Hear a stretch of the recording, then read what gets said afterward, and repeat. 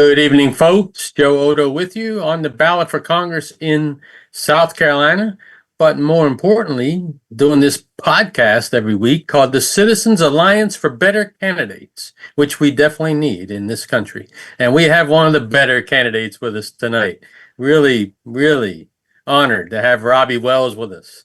He is running for numerous things, including Congress in Virginia and every once in a while, President of the United States. Robby, thanks for joining us, sir. Well, Joe, it's a pleasure to be here, and let me congratulate you for making the ballot there in South Carolina. Congratulations, that's a great feat. Let's go win this thing. Exactly, man. We've already won by getting on the ballot, as Aaron knows, and we may, I may not get elected, you might get elected, but we still win either way. So that's the beauty of getting out there, especially outside of the big two parties. Because aren't you an independent up there? I am. I'm running as an independent right here in the 6th District of Virginia. So the incumbent just fell in the primary there. So that should be an interesting open race for you, right? We're going to see what happens. That's for sure. Outstanding. There's a lot of ground to cover. I used to live up there. So you got a lot of doors to knock on and whatever else planned you guys got planned. So, and you got a good comrade with you on the team, Aaron, who we go back probably some 20 years of working together. So Aaron, great to see you on there. So let me start with Rob. How did your Libertarian? Didn't you have a meeting with those folks tonight? Yeah, we met downtown Roanoke, Virginia. It was a great meeting, I tell you. I wanted to kind of clear the air in the beginning and let everybody know, listen, I'm not a libertarian, but I think that we can all agree that we love our country, and then we can agree to disagree at times. And exactly. As long as we can be agreeable in our disagreements, I believe that we can get a whole lot more accomplished. I wish that some of our elected officials right now would actually take that rule. Exactly. We've had quite a few alliances with the Libertarians over the years. I crossed paths with Red Path and Jim Lark and those guys many times petitioning in Virginia over the years. So, and it's great to see people with such great character and honor that are running this year like you. Today being 9/11, of course, we should probably have something to say about the unity of the country that we felt maybe 23 years ago when that happened. I mean, weren't we much more together as a country then?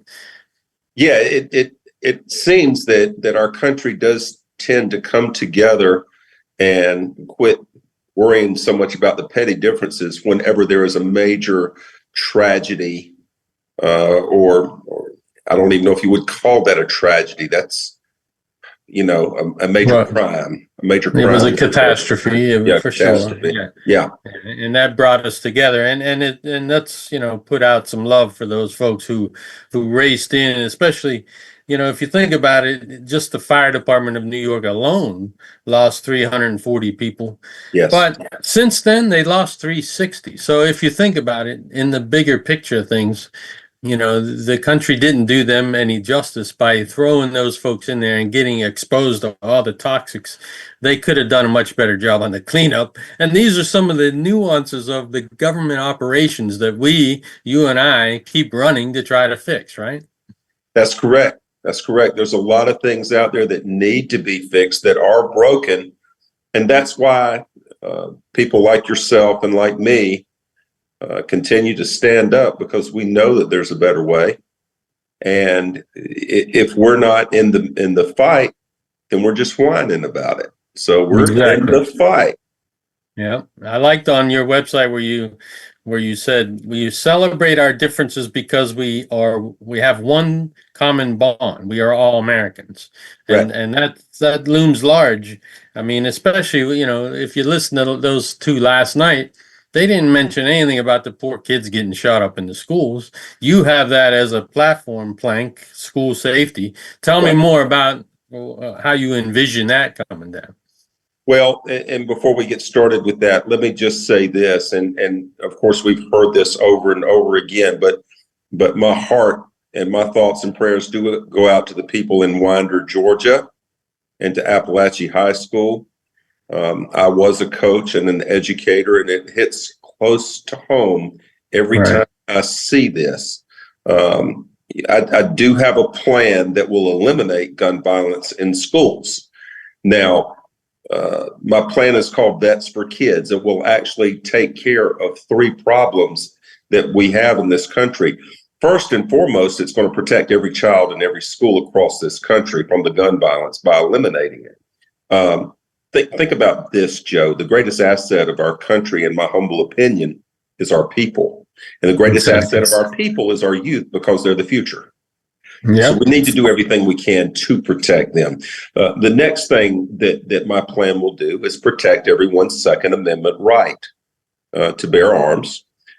But thirdly, this plan will employ over 500,000 veterans to be guardians for our children in every school across this country. We already have some pockets around the country, like South Chicago, where we've actually got guardian veterans that are walking the kids to school, and it's cut the gun violence out.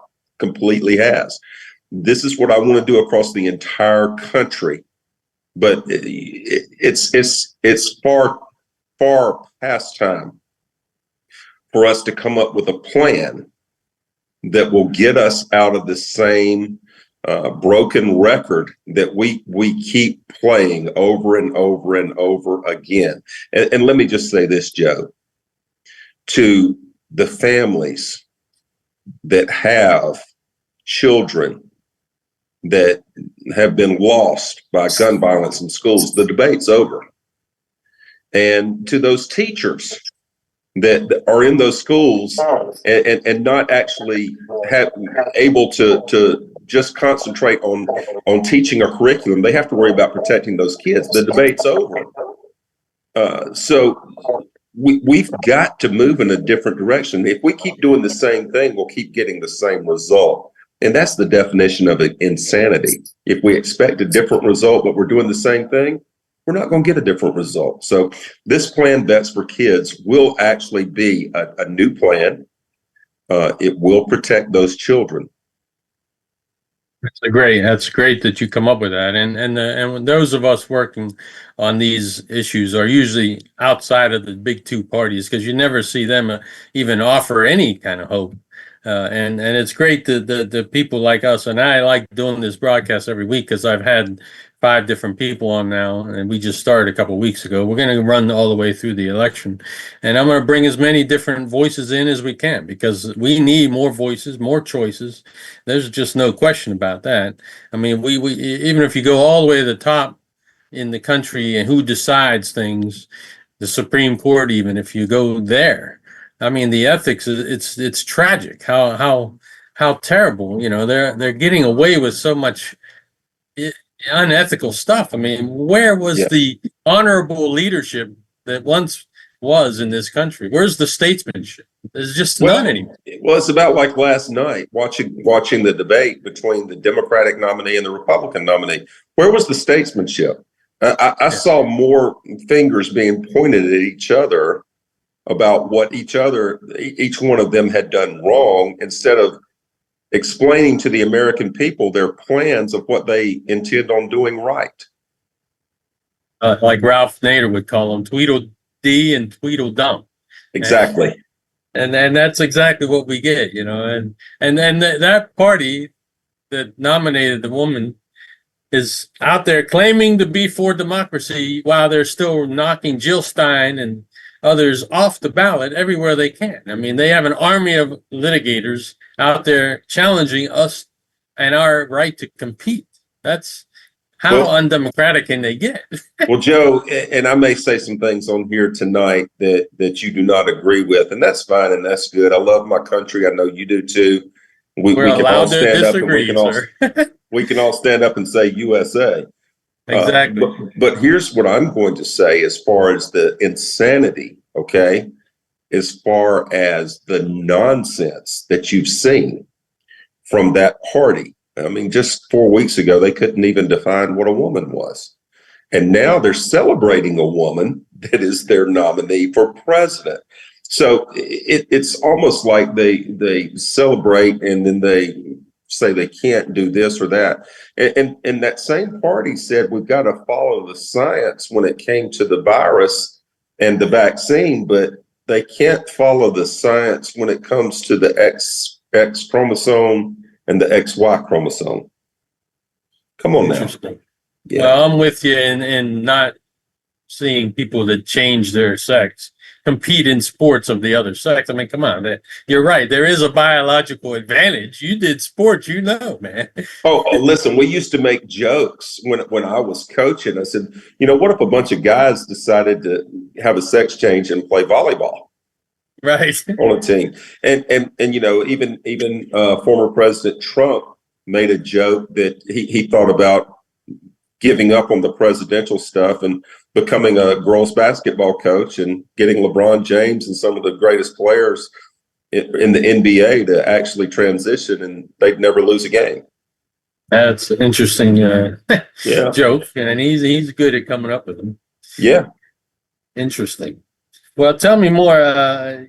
You may have heard about the 6 to 8 to change the fate. That's one of the things that if 6 to 8 of us got elected in Congress as independents, we could change the fate down there by forming a fulcrum caucus that can make the other two, the narrow margin that they have, come to the table and say, hey, who you guys are going to caucus with? Well, it depends. Who's going to balance the budget, right? I mean, does that sound, have you heard of that plan, the fulcrum? I have heard that plan. I'll say this too. It takes one to get it going. Exactly. Okay. And here's what I've told all the people in the 6th district as Aaron and I went out literally day by day from February up until late June, getting signatures to actually qualify for the ballot. It was just Aaron and me. And we did that. But I told them straight up on day one, I am not going to play nice when I go to Washington. We're going to go up there and we're going to mix it up. Don't be surprised if you're looking at the 3rd caucus, because you've got the Democratic caucus, the Republican caucus, and I'll be the independent caucus, probably by myself. Okay. Well, unless you make it there with me. Okay. Yes, so I want to get there. We got another guy here in this state, and there's about 50 other independents running. So, yeah, all it would take is one. But if we can get 6 to 8, we can really change the fate. Oh, we really can, because then we can nominate one of us to actually be the speaker. Exactly. Yeah. Can't do any worse than they're doing. Can't do any worse than what they've got. No. Exactly. So tell me, what else is high on your agenda as far as the 6th district there? What are the folks telling you they'd like to see you do? Well, there's a lot of things, because the incumbent right now has not done very much for the 6th district. He's been more concerned about playing national and international politics, and that's actually seen in his newsletters that go out periodically throughout the district. There's not much about what's actually taking place for the district. Here's one thing that I'd like to see happen in the 6th that is not only going to create a lot of jobs, it's going to clean up the environment, and it's going to save a lot of lives. And that's building the high-speed rail going from Roanoke all the way up to DC. Oh, I love you, brother. Yeah, getting people out of the cars and off of Interstate 81, leaving it to the trucks. Did you realize that just last year alone in Virginia, over 900 people lost their lives on the roads? And there's 1,000 trucks an hour that pass people's houses on Interstate 81. Correct. Which I remember from campaigning in the next district over in the 5th. Right. So that is one of the worst truck corridors and danger zones in the country, man. But now when you say high-speed rail, does that mean maglev? Are you really trying to push the limit to over 200 mile an hour, or are we just talking about the traditional Amtrak 100 mile? No, I want to go to the real fast one. Listen, yeah. As the spokesperson for the International Human Rights Peace Commission, I've had the opportunity to speak in China, India, all throughout Europe, including Paris, France, in the Eiffel Tower, Africa, in Nigeria, as well as all over the United States. But when I was in China, I had the opportunity to ride a bullet train. Yeah, you rode the maglev, the real deal. the real deal. That's what we need here. Okay. Exactly. It's so embarrassing that we don't have anything like that. I rode one in Italy between Rome and Milan. It was 250 mile an hour, man. Yeah, you're there before you know it. Exactly. Right. We took like I believe it was about a 600-mile train ride, and it took 2 hours. Wow, that's awesome. Yeah.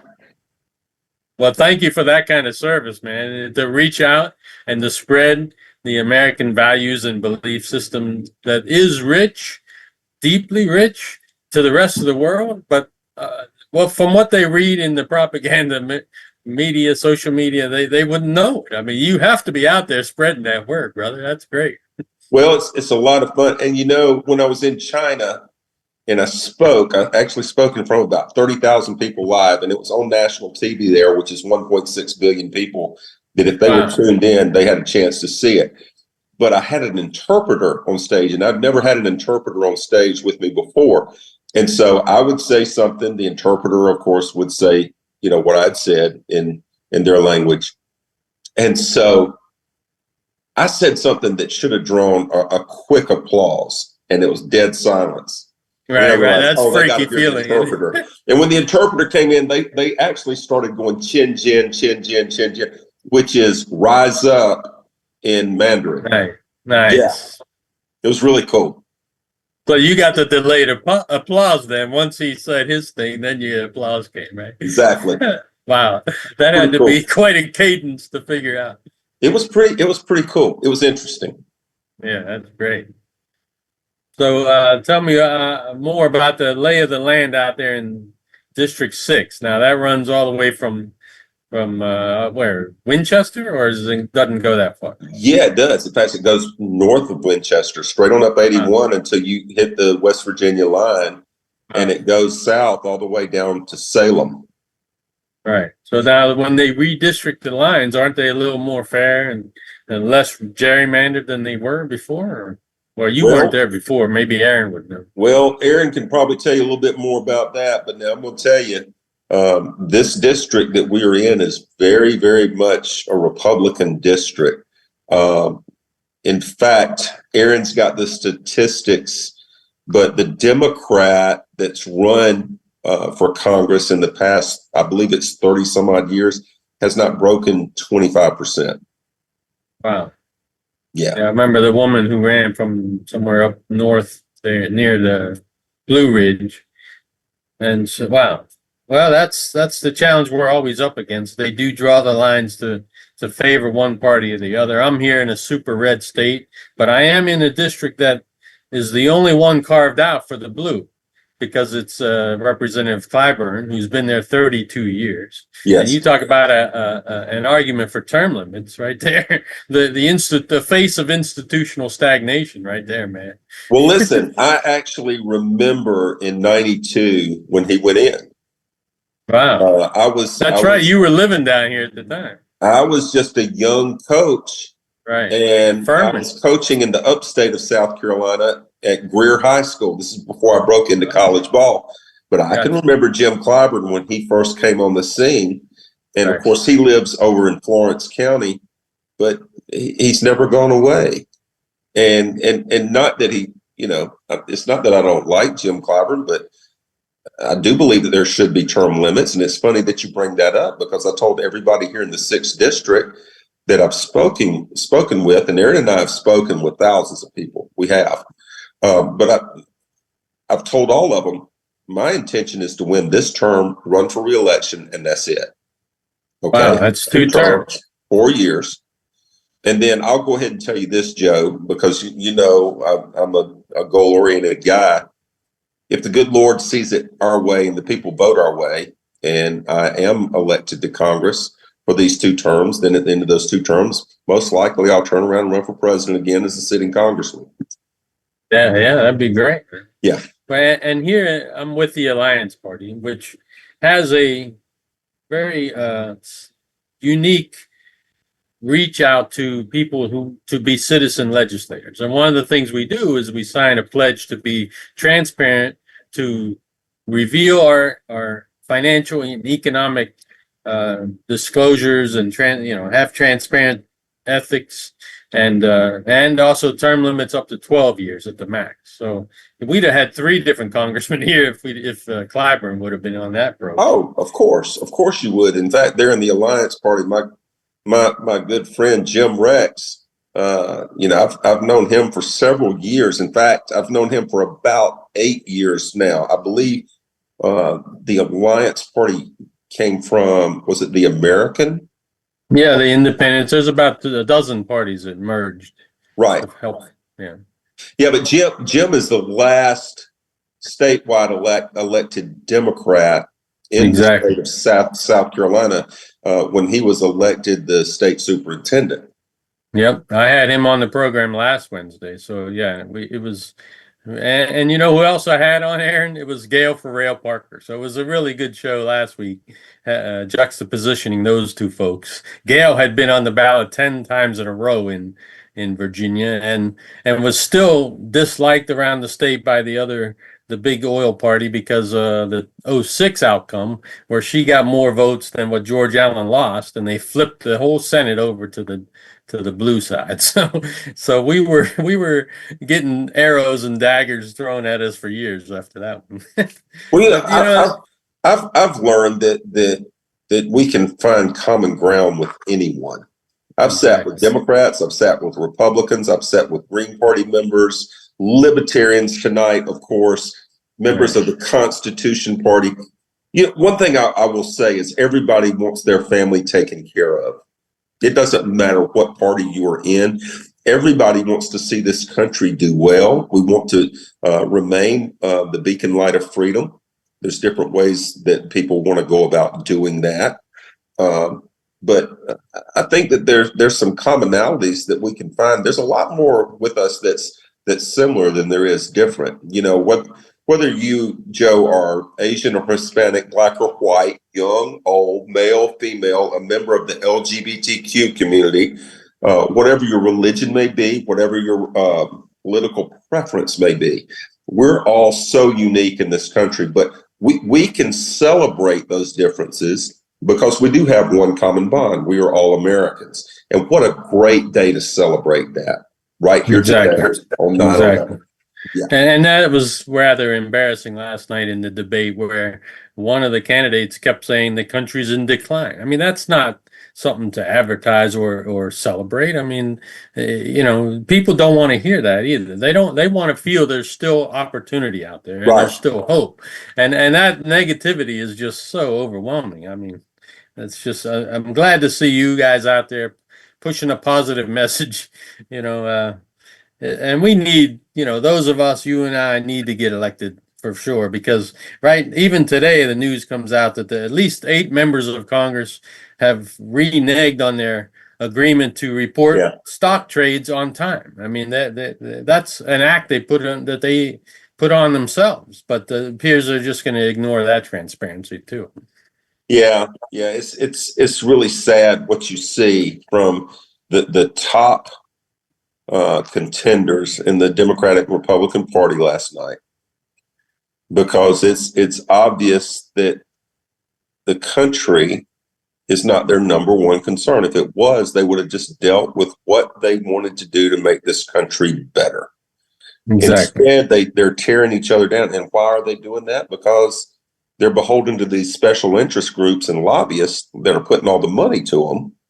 Okay, here's one thing that I've told all the constituents here that I've met with in District 6.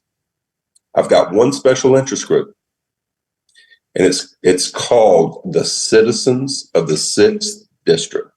That's my special interest group, and we're going to put them first. Okay, and I know that you're doing the same thing with your district right there in South Carolina. Right on, man. I go back to the Citizen Power book that Mike Gravel wrote in '72.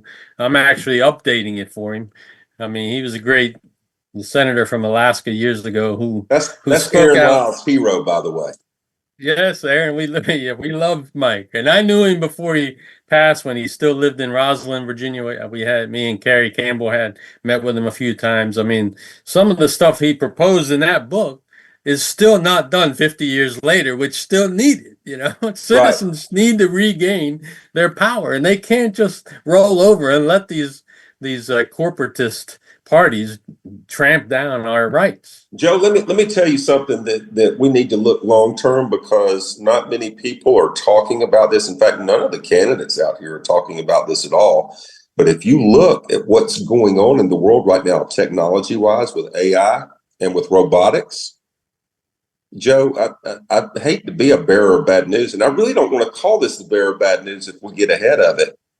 But 75% of the jobs that you see today are going to be gone to AI and robotics. And if people that are watching this think that I'm crazy in saying that, all they've got to do is Google McDonald's robotic stores, Houston, Texas.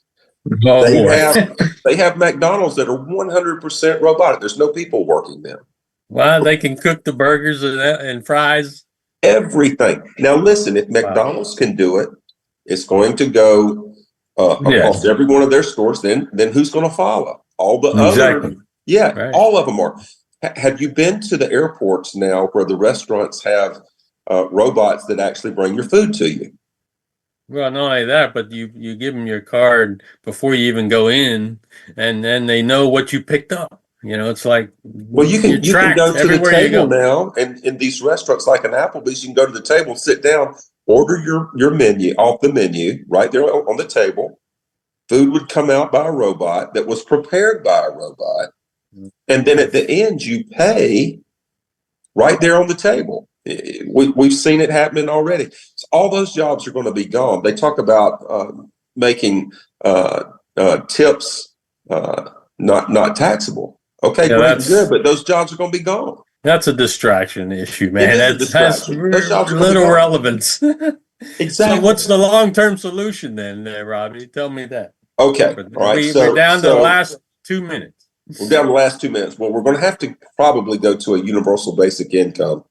We're going to have to go to a system that's going to keep the have-nots that don't have jobs from becoming like zombies and killing people for food.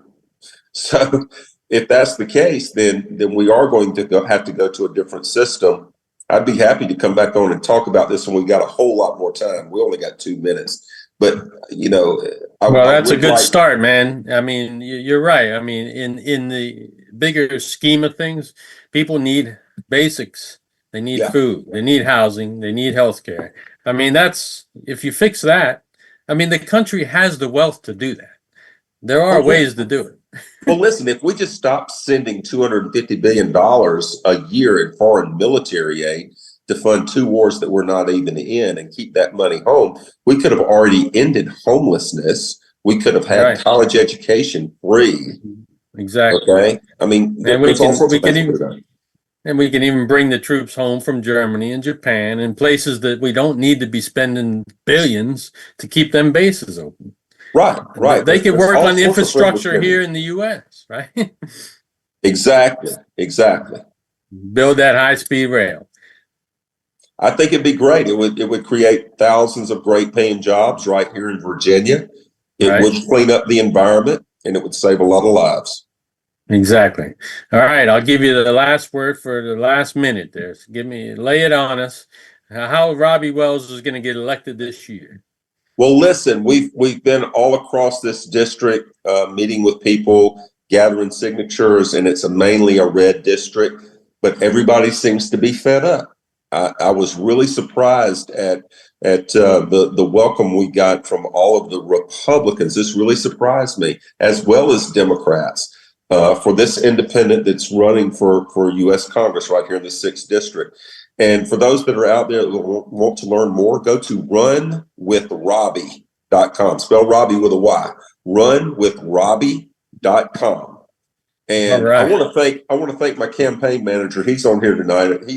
He doesn't get much praise, but I tell you what, everything that's going on right now, and all of a sudden we're getting a lot of attention in the past week. I mean, all sorts of stuff's been happening. Is because of this guy. So, Aaron Lyles, kudos to you, my friend. Thank you so much for all you do. Yes, I second that. Aaron's been a great supporter over the years. And so this is the end of Citizens Alliance for Better Candidates for this week. Go to bettercandidates.org to learn more. As I am on the ballot here in the 6th District for Congress in South Carolina, Robby's on the 6th District in Virginia, and we could love to earn your vote. Thanks again for tuning in, everyone. Have a good evening. Thanks, Joe. Thanks, Robby. Good And night. Aaron. Thanks, Peace. Joe.